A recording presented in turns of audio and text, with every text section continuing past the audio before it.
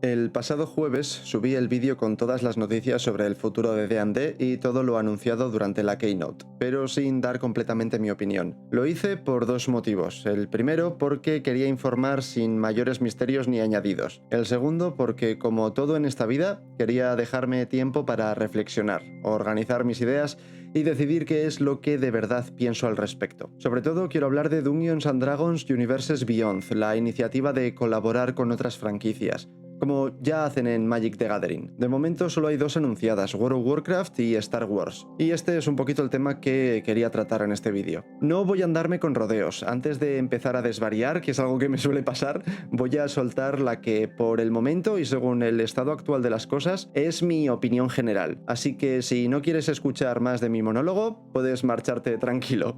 Creo que mi opinión, de hecho, puede resumirse más o menos así. No temo o no tengo miedo de que Universes Beyond sea malo para dragones y mazmorras ni para el rol. De hecho, creo que puede ser beneficioso, tal y como explicaba en el anterior episodio de Roleando de Hablar. Lo que quiero saber y mi principal preocupación con todo lo anunciado el otro día es si Wizards será capaz de ampliar el juego sin convertir la palabra oficial en sinónimo de obligatorio y sin hacer que todas sus piezas parezcan compatibles cuando quizás nunca fueron diseñadas para convivir entre ellas. Me preocupa que todos estos manuales de colaboraciones, los que están anunciados y los que están por anunciar, sean contenido oficial. Ampliaré estas opiniones más adelante, pero si venías buscando sangre o alarmismo, no, estoy contento con el anuncio, estoy contento con lo anunciado y la mayoría de mis preocupaciones se deben a la escasa información que tenemos actualmente. Al final simplemente estoy opinando y hablando de mi juego favorito, en eso consiste esta sección de Roleando de Hablar.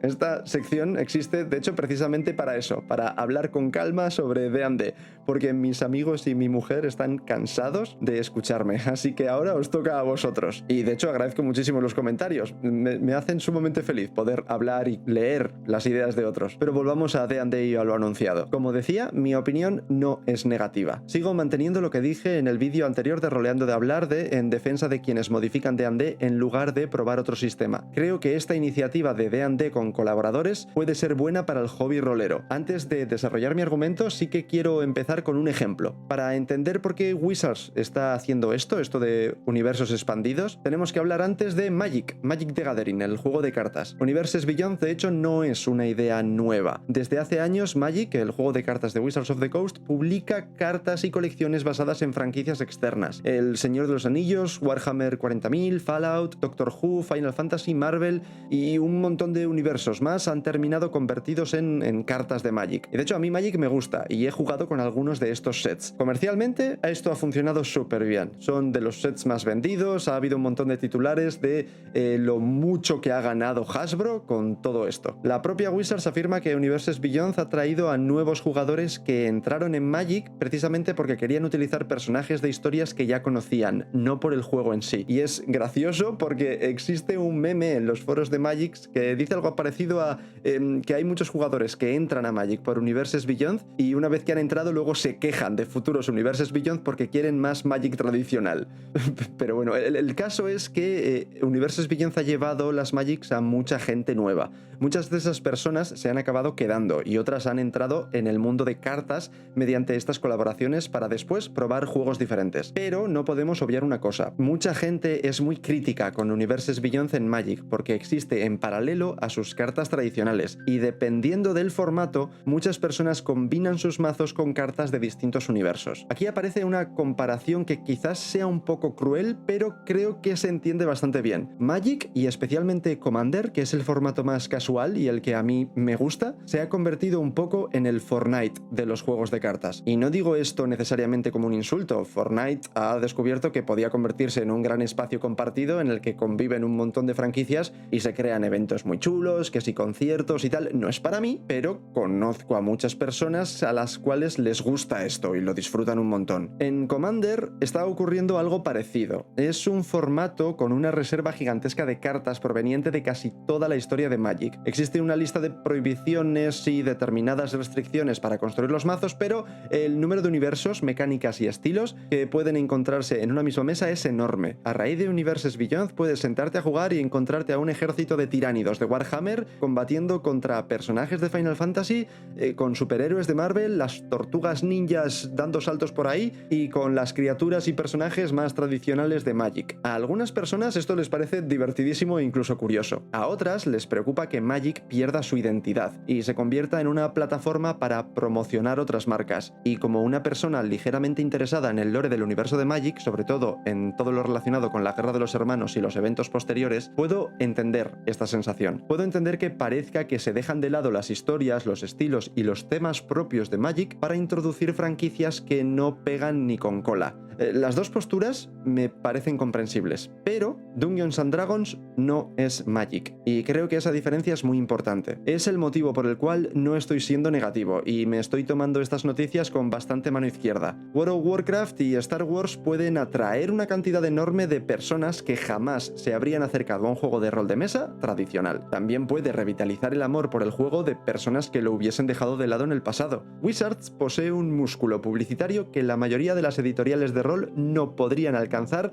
ni en sus mejores sueños. Cuando se publique D&D Star Wars, es que estoy prácticamente seguro que veremos anuncios, vídeos, campañas en redes sociales, productos en tiendas y probablemente partidas protagonizadas por creadores conocidos o actores que han aparecido en las películas de Star Wars. Habrá gente que entre en una tienda porque ha visto un cartel de Star Wars y salga con su primer juego de rol. Puede que esa persona termine enamorándose de Dungeons and Dragons. Puede que después descubra los Reinos Olvidados, Ravenloft, Dark Sun o Eberron y estas ambientaciones más clásicas. O puede que descubra que lo que verdaderamente le interesa es interpretar las historias de su universo de Star Wars en este caso y termina probando alguno de sus juegos de rol más específicos. En cualquiera de estos casos, alguien nuevo habrá entrado en el hobby rolero. En el anterior episodio de Roleando de Hablar defendí eso, que modificar D&D no tiene por qué impedir que alguien descubra otros juegos. Puede suceder exactamente lo contrario. Alguien empieza con una versión modificada, como en este caso D&D Star Wars, y después se pasa a algo más preciso. Universes Beyond puede cumplir esa misma función. Mi preocupación no viene de la existencia de estos cruces, sino de que estos cruces se consideren oficiales. Como ya lo he dicho, modificar D&D es algo fantástico, pero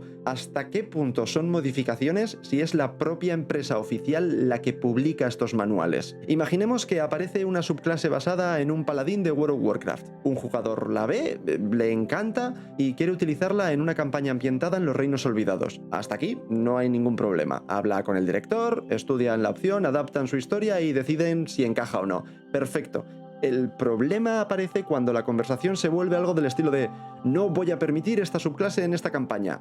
¿Por qué no? Si es oficial. Este argumento aparece constantemente en muchas mesas, sobre todo para quienes acostumbramos a jugar con desconocidos. Algunas personas interpretan que si una opción ha sido publicada por Wizards of the Coast, el director tiene la obligación de permitirla, y si el director no la permite, entonces está recortando la libertad del jugador. Esto es algo que creo que debe quedar muy claro cuando estos nuevos manuales salgan. El contenido oficial no significa que sea contenido universal. En el rol existe una diferencia importante entre modificar el juego por iniciativa de la mesa y recibir una avalancha de nuevas opciones oficiales. Cuando una mesa decide adaptar D&D para jugar una campaña de Pokémon, que este es un ejemplo que utilizo mucho, todos saben lo que están modificando del sistema. Existe una conversación previa. El grupo acepta las nuevas reglas y entiende que quizás surjan problemas inesperados. Normalmente el director y la mesa conocen la adaptación porque o la han preparado, la han elegido o han participado previamente en su construcción. Con Universes Beyond puede ocurrir lo contrario. El jugador encuentra una opción oficial fuera de la campaña, descubre que le gusta y quiere jugarla. O en uno de estos manuales oficiales aparece una subclase muy poderosa y de repente todo el mundo quiere utilizarla.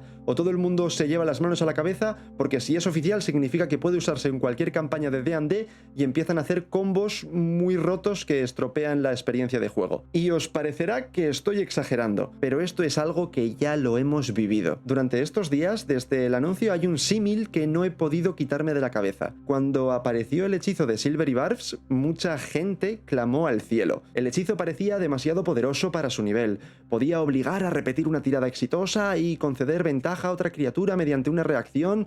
Internet se llenó de vídeos diciendo que el hechizo estaba roto, miniaturas de vídeos exageradas, cartas y listas afirmando que era el mejor hechizo. Se discutió hasta la saciedad si estaba roto, si debía permanecer en este nivel o si debería ser de un nivel superior, si debería vetarse por completo de las mesas o si podía incluso arruinar determinados encuentros. Y es perfectamente razonable discutir su diseño. Yo también creo que es un hechizo demasiado poderoso y yo también he participado en estas conversaciones. Pero hay algo que se ignora constantemente. Silvery Barbs no apareció en el manual del jugador. Procede de Strixhaven, Curriculum of Chaos, un libro dedicado a una ambientación concreta. Es un hechizo que existe en una ambientación sumamente mágica, pensado para duelos de hechiceros en una universidad arcana, o para el Quidditch mágico de este mismo lugar. No tiene por qué aparecer en tus partidas. El único material que debería darse por sentado en una mesa sería el manual del jugador o en las reglas básicas, y digo debería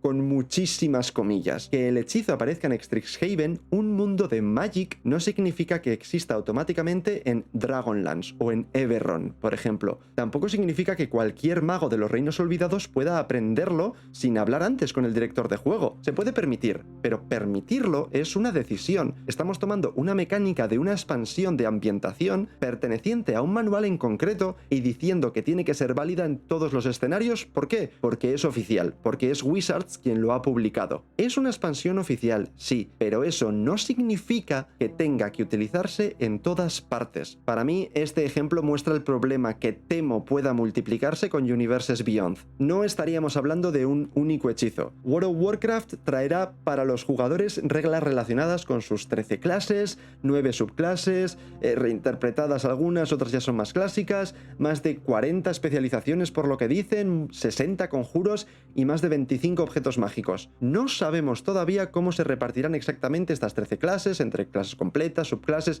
no tenemos mucha información, pero hablamos de una cantidad enorme de opciones que vendrán de golpe. Y después llegará Star Wars, y probablemente después llegarán más universos, cada cual más raro que el anterior. Van a aparecer un sinfín de opciones de universos específicos que estoy seguro de que se podrán combinar para romper el juego por completo. Y a ver, sí, aquí no quiero caer en una respuesta clásica o demasiado sencilla. A ver, siempre se puede decidir no usarlo, o el director puede prohibirlo y ya está, porque creo que esa no es la solución. La responsabilidad de eliminar o introducir opciones no debería limitarse exclusivamente al director de juego. La libertad de cada mesa para negarse a utilizar nuevas opciones no debería servir como excusa para publicar cualquier cosa y dejar que los directores y jugadores solucionen después los problemas. Wizards debería diseñar, probar y explicar dicho material, y debería comunicar de manera muy clara cuáles son sus límites. Por ejemplo, podría diferenciar entre contenido básico creado para utilizarse en la mayoría de las campañas, el contenido de ambientación diseñado específicamente para un mundo, y contenido de Universes Beyond pensado principalmente para reproducir esta franquicia en específico, porque si no, lo ocurrido con Silvery Barbs podría repetirse, pero mucho peor. Aparecerán universos que requieran modificaciones muy importantes de las reglas de D&D, como probablemente le va a pasar a Star Wars, y puede que la gente considere que sus opciones son compatibles cuando realmente no lo son. Para mí, una solución sencilla sería si una subclase llevase como una pequeña señal o marca que dijese algo del estilo de: esta opción ha sido diseñada para campañas ambientadas en Azeroth. Consulta con el director antes de utilizarla fuera de esta ambientación. También podrían explicar, o podría haber como una pequeña tabla para saber con qué otros libros se ha comprobado y con qué otros libros es compatible. ¿Está diseñado para convivir con las clases del manual del jugador? ¿Se ha tenido en cuenta su interacción con Eberron y con Strixhaven y con las futuras opciones de Star Wars? No hace falta impedir que alguien mezcle todas esas cosas. Una mesa debería poder organizar una campaña protagonizada por Darth Vader, Illidan, Morty y el jefe maestro. Podría ser una auténtica barbaridad, y la verdad es que podría ser bastante bizarro pero interesante. Pero los jugadores deben entender que si van a llevar a cabo eso, lo que están haciendo es crear voluntariamente un cruce de universos, no utilizando una combinación cuya compatibilidad esté garantizada. La frase, para mí, y siento que me estoy repitiendo mucho, es: oficial no significa universal, y Wizards debería decirlo con suficiente claridad para que no tenga que hacerlo siempre el director. Esa es mi preocupación. Mientras eso esté claro, no me importa que introduzcan un millar de opciones buenas. Por mi parte, voy a devorar estos manuales con cuchillo y tenedor y voy a destriparlos para mis campañas. campañas, pero entiendo que mi postura me pertenece únicamente a mí. El balance de estas nuevas opciones no me preocupa tanto. Internet tiende al dramatismo. ¿Tiene que estar todo perfectamente equilibrado? Aquí también conviene matizar. Dungeons and Dragons no se equilibra exactamente como un videojuego competitivo. No existe un único entorno global en el que todos utilicemos automáticamente las mismas clases, objetos y conjuros.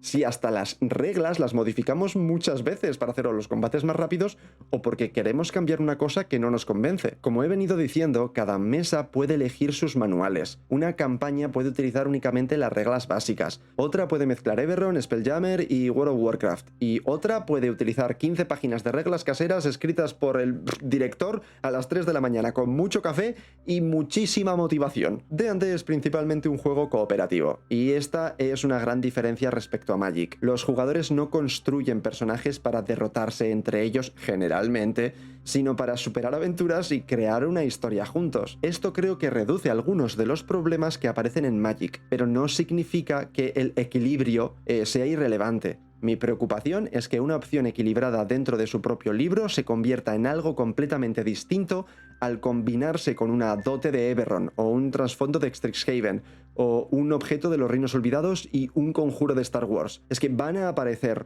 un montón de vídeos con títulos como D&D está mal diseñado porque si combinas esta dote de Star Wars con esta subclase de Warcraft, este hechizo de Eberron, esta especie de Narnia y las armas de Fallout, puedes hacer un combo de 300 puntos de daño en un solo turno y estropeas todo en me cachis que mal. Esta es mi verdadera preocupación. No todo tiene que estar diseñado para convivir con todo. Magic es un juego de jugadores enfrentados construido alrededor de un catálogo compartido de cartas legales. D&D es un juego cooperativo, en el que cada campaña selecciona sus propias reglas, opciones y ambientaciones. Esa diferencia hace que el riesgo sea mucho menor, pero vamos a ver un montón de vídeos y mensajes en foros, algunos de mala fe, explicando que si combinas esto con aquello, de repente destrozas el juego. ¿Qué les digo a esta gente? Pues felicidades, te has pasado D&D. No todo tiene que estar diseñado para convivir con todo, pero necesitamos saberlo. Creo que es responsabilidad de Wizards dejarlo claro, pues ellos mismos se han bautizado como los escuderos del D&D, y como empresa con gran poder, también creo que tiene una gran responsabilidad. Mi preocupación es que quiero que eso quede claro. Pero bueno, como decía, todo esto consiste en darle vueltas a preguntas para las cuales todavía no tenemos respuestas. No tiene sentido alarmarse. Sabemos que algunas de las subclases del manual del WoW serán actualizaciones de subclases antiguas, así que sabemos que existirá cierto grado de compatibilidad al menos entre estos dos manuales. Pero ¿qué ocurrirá con el resto de los universos? ¿Necesitaremos el manual del jugador para utilizar D&D Star Wars? Mira, supongamos que sí. Supongamos que necesitas el manual de Star Wars y el manual del jugador básico. Entonces, las nuevas opciones tendrán que apoyarse en las reglas y en las clases principales de D&D. Eso implicaría mezclar las bases del juego con contenido diseñado específicamente para otro universo muy diferente.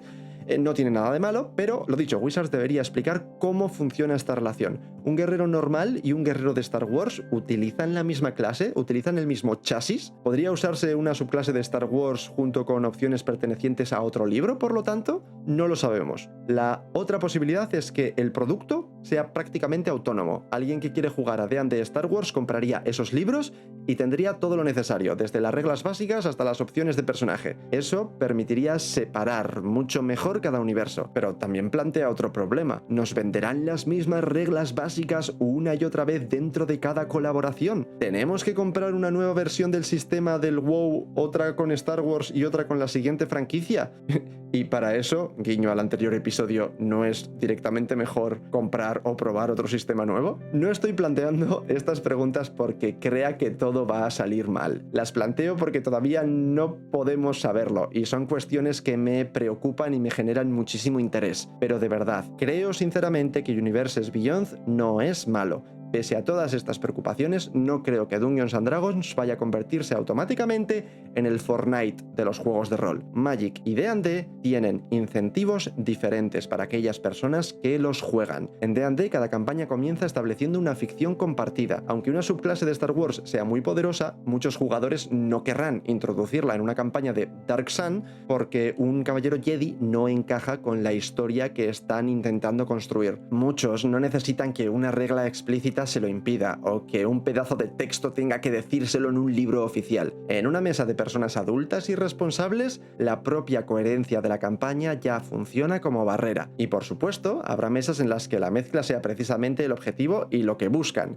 Perfecto. La diferencia es que todos habrán aceptado jugar a eso. D&D se construye entre los participantes, como cualquier juego de rol, con responsabilidad compartida. En el próximo episodio, de hecho, de Roleando de Hablar, hablaré de eso, de la responsabilidad compartida. Pero volviendo a Dragones y Mazmorras. En D&D no existe un ganador individual que pueda obtener una ventaja competitiva introduciendo una opción perteneciente a otro universo. El grupo gana cuando la partida funciona. Y si una regla perjudica a la experiencia, el grupo puede hablar, modificarla o retirarla. Por eso creo que el precedente de Magic debe servirnos como una advertencia, si eso, pero no como una profecía. Magic necesita controlar un entorno de juego compartido. D&D permite que cada mesa construya el suyo propio, pero es labor de Wizards of the Coast facilitar esa posibilidad y dejar clara su postura. Entonces, ya, para finalizar, Universes Beyond, ¿es bueno o es malo? Pues como lo he dicho al principio, creo que es bueno. Puede atraer a miles de personas que nunca se habrían acercado al rol.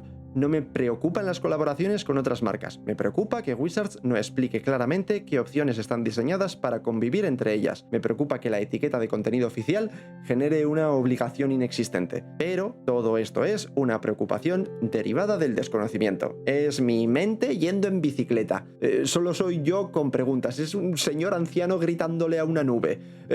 Bueno, sí que estoy seguro de una cosa. Estos manuales van a ser carísimos, eso sí. Y una preocupación más personal es que dejen de lado todas las ambientaciones más clásicas, que son las que a mí me gustan, para enfocarse en estas nuevas. Pero, incluso en el caso de que Wizards decidiese dejar de publicar contenido oficial de sus mundos, no creo que fuese el final de todo. Mi ambientación favorita, Los Reinos Olvidados, nunca ha crecido únicamente gracias a los productos publicados directamente por Wizards. Existe una comunidad gigantesca que crea aventuras, clases, reglas, monstruos y escenarios. DM's Guild es un buen ejemplo. Es un programa de contenido comunitario desarrollado en colaboración entre Roll20 y Wizards y permite que los aficionados publiquen materiales destinados a ampliar quinta edición y utilicen de hecho determinados escenarios, personajes y monstruos y elementos oficiales de D&D, elementos que generalmente estarían detrás de las leyes de copyright. Eso no convierte automáticamente cada producto de DM's Guild en un manual oficial, pero sí permite a la comunidad que ésta trabaje dentro de los mundos clásicos del juego. Y entre estos autores hay gente con muchísimo talento.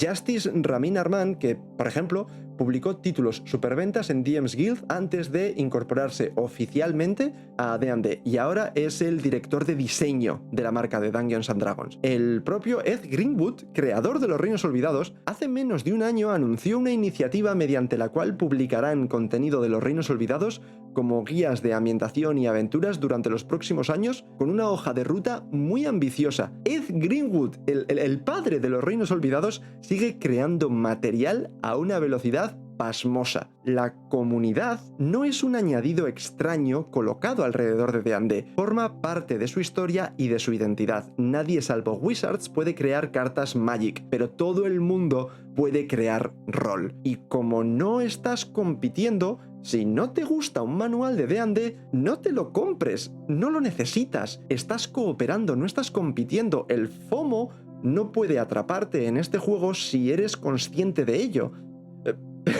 Pero, en fin, creo que ya se me está empezando a ir un poco la cabeza. Tengo muchísimas preguntas sobre el futuro, pero no tengo razones suficientes para ser pesimista. De momento, creo que el futuro de mi juego favorito es bueno y tengo muchísimas ganas de leer los nuevos manuales, pero el tiempo lo dirá, cómo acaba terminando todo esto. Y esto ha sido todo. Por favor, contadme vuestra opinión en los comentarios. Creé este canal precisamente para poder hablar de D&D sin que mis amigos y mi mujer rodaran tanto los ojos que acabaran viéndose la nuca desde dentro. Disfruto muchísimo conversando sobre este juego. Si quieres apoyar el canal, puedes unirte a una partida. Tienes el enlace en la descripción junto con un montón de materiales gratuitos que puedes descargarte para empezar a jugar cuanto antes. Y ya está, mi nombre es Ima, soy maestro de escuela en primer lugar y director de juegos semiprofesional en segundo, y espero verte en la próxima.